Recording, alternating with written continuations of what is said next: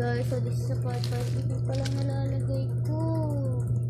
Pwedeng bilisan ko naman. Kahit puta, sakit na talaga ng likod ko. Gusto ko na hagda. Gusto ko na hagda.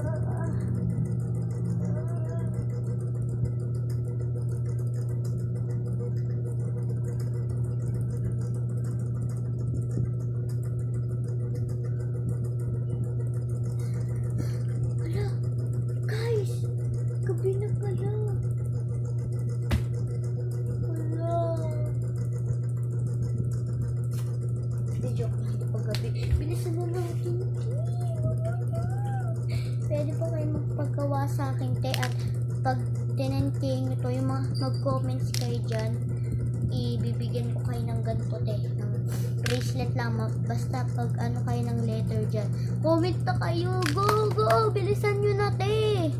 Bilisan nyo.